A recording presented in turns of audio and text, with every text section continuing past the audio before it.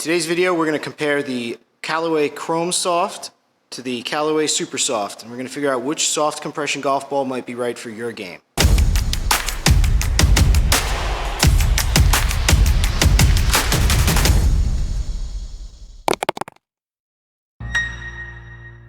So today I'm here at the Golf Kings facility in Wall, New Jersey. It is one of the coolest simulator places I've ever been at, and they were nice enough to let me shoot the video here and use their TrackMan to test these golf balls for you. If you're in the area, definitely come check them out. So with these two golf balls, we have two very different golf balls, but they're both in that soft compression craze that's been happening over the last couple of years, and Callaway has a lot to do with that. First is the Chrome Soft, which is a premium golf ball. You're going to get the much softer urethane cover. And then you have the Supersoft, which is a much lower compression golf ball, but it is not a premium golf ball. It still has that Surlyn cover, which is not going to give you as much spin around the greens. So right off the bat, I cut them both open, and you can see the Chrome Soft, the premium golf ball here, compared to the Supersoft. There are more layers. It's you can kind of see why it's a premium golf ball. There's just a little more going in there, and what we have with these multi-layers is that depending on what club you're using, you're going to activate different layers of the golf ball, and it's going to give you different performance. With the Supersoft, you have just two layers. You have the outer layer here, and then the core. So let's take a closer look at the Chrome Soft. They have a larger core inside. And what they say is that, what Callaway says is that with higher swing speeds, even though it's a softer ball, the core will activate on higher swing speeds and give you that more distance, added distance, even for fast swing speed players. But you still get that soft feel throughout your shots and around the green especially. So it's kind of, they're trying to be a little bit of a balance, maybe a softer compression version or a softer feel of something like a Pro V1. So the Supersoft, it's really designed for that longer, straighter shot. It's going to reduce spin. The core, even though it is a soft compression core, is designed to reduce spin throughout your bag. So you're going to end up with straighter shots. Now, what that means is that on greenside shots and wedge shots, you're not going to get as much spin. That's what I expect to see when we hop on the TrackMan here, but we'll check it out. It also has a 35 compression, which is incredibly low. That means that if you're swinging maybe in the 90s or even 85 or something like that on your driver swing speed of 85 miles per hour, you're still going to be able to activate the ball, which means you're going to be able to compress the ball and get that release, that pop off the ball, off the driver that gives you distance. One thing that both of these balls have in common is the hex pattern on the dimples. This is something Callaway's been doing for a while, and they haven't gone away from it, and you know, Callaway maintains that this is the best aerodynamics you're going to get. I don't know if you can see that on the camera, maybe not. You can see there's like, they're hexagons, the dimple patterns, which is different from what you're going to see in a lot of other balls. They're going to have round dimples on the balls. Callaway's been using these for years now, and they claim that this is going to give you the best aerodynamics. I am not an aerospace engineer, so I'm not going to be able to test the aerodynamics of these balls. We're going to test a 54 degree, 7-iron, and a driver. I'm not a pro golfer, so what I'm going to do is take a bunch of shots with each one. We're going to remove the odd shots or the mishits and just try to give you the best results for each club, so we can look at those numbers and see really what the difference is, how much spin we might be losing on the Supersoft, and really what we're looking at with these two golf balls. First, we're going to look at the 54 degree wedge, and I was actually a little bit surprised at the results here. The spin numbers, the distance, the ball speed, everything was pretty much exactly the same between these two balls. I expected the Chrome Soft to spin more because of the softer cover on full wedge shots. I think where you're going to see more of a difference with the Chrome Soft is going to be with the partial wedge shots, with chips around the green, that kind of thing. But with the full speed wedge shot, I really didn't see any difference. The softer Supersoft probably balanced out the softer cover of the Chrome Soft. That's my guess. I don't know that for sure. But with, as you can see with the numbers here, the 54-degree wedge almost identical between both golf balls. And we're seeing basically the same thing when we get to the 7-iron. There's not much of a difference if you look at the spin rate, if you look at the distance, ball speed. Those are the main factors. I want to see with the same club head speed how the ball speed is changing from ball to ball. And with the 7-iron in this case, I didn't see almost any difference between the two golf balls. Also, the spin rate was virtually the same. I think any discrepancies, any variations, probably more to do with my inconsistent swing than the golf ball themselves. I hit a bunch of shots. I took out the outliers, and you could see with the numbers here that over about 8 shots of 8 good shots, you're getting basically the same spin rate with both of these golf balls on the 7-iron, as well as what we saw with the 54-degree wedge.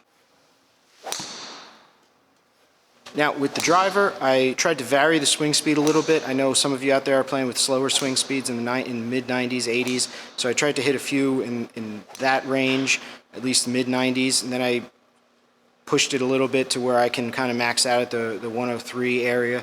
And I was actually surprised with the numbers here as well. The spin rate on the Supersoft was lower than I expected, but I shouldn't have expected that, because this is not a spinny, soft golf ball, even though it's called the Supersoft. It's a distance ball. It's a ball that it's got one core and then the cover. It's a 2-piece golf ball. It's meant to go far and straight, and that's kind of what I saw here. Even though it's got a soft compression, we got pretty much what I expected as far as spin rate. Very low spin numbers. So even if you don't have a high swing speed, you're going to be able to compress this ball, but you're not going to get a lot of spin. And what that translates to is more distance and more roll once it hits the fairway. So what you're seeing here is kind of the evolution of that distance golf ball that used to be reserved for like Pinnacle and Top Flight, and those we used to call them Top Rocks.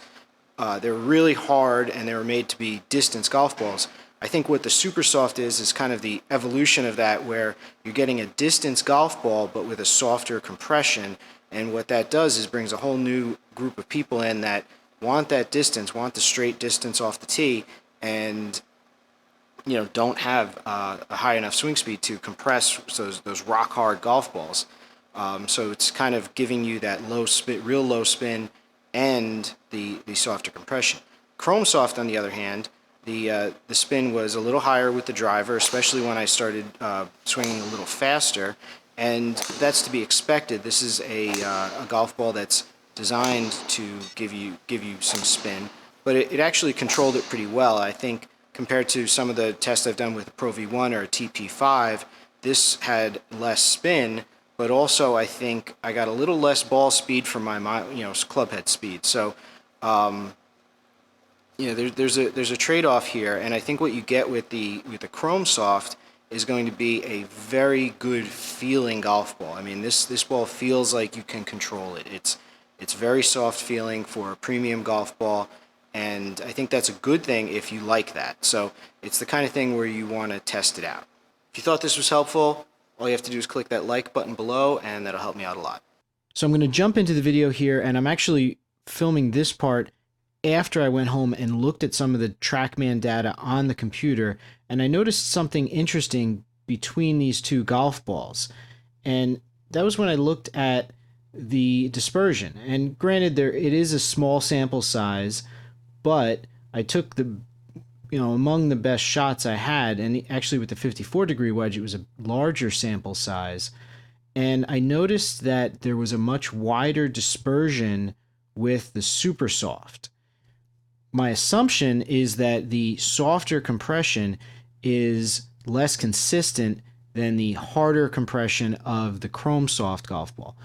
Also, the Chrome Soft is a premium golf ball. You can't ignore the fact that it costs almost double the price, so you'd want more consistency. I mean, this is the ball that PGA Tour pros are going to be using if they're a Callaway user. So this was something that I wasn't expecting to see, and it's actually, I think, pretty important if you have if you're going to have a wide dispersion like this, that's not going to be great for hitting greens. So there are some trade-offs with the less expensive and the super soft ball. If you're swinging at a slower swing speed, you may not see such a wide dispersion. So I still think, even looking at this, even with this dispersion difference, the super soft is still a great option if you have a slower swing speed. I don't think you're going to see as much of this wider dispersion from the super soft. So who are these golf balls for? I think, like I mentioned, I think the Super Soft is more for your higher handicap player who wants to keep the ball in the fairway, doesn't have the fastest of swing speeds, but still wants that distance ball that's just going to go straight. I don't think you're going to get the same performance around the green as you would with a more premium golf ball like the Chrome Soft, but you're going to get more distance, you're going to keep the ball straighter, you're going to minimize that side spin, which for some of you is more important than controlling backspin. With the Chrome Soft is for the better player. It spins more, especially around the green, but actually it spins a little less. I was surprised how little it spun on the wedges and the 7-iron. It was actually right kind of on par with the Super Soft. So if you're a player that has a lot of spin, creates a lot of spin, you're trying to take spin off the ball, then the Chrome Soft might be a good one for you. If you're a good player and you're trying to take spin off the ball, but you have a higher swing speed, 105 plus with the driver, probably the Chrome Soft X might be the option for you. I think that's probably where you want to end up. Basically, what you're paying for with the Chrome Soft, what you're paying that premium for, is that performance around the green, the urethane cover, the high spin around the greens, being able to hit those shots that check up with slower swing speeds like chips and pitches. You're not seeing, at least in my testing, we're not seeing a ton of difference on full shots compared to the Super Soft as far as spin and distance. So that was an interesting result. I wasn't expecting that when we started this. I thought that the Chrome Soft would be the much more spinny ball even on full shots, but that wasn't really the case. So there you have it, Super Soft versus the Chrome Soft, and hopefully you can this helps you pick the one that's best for you.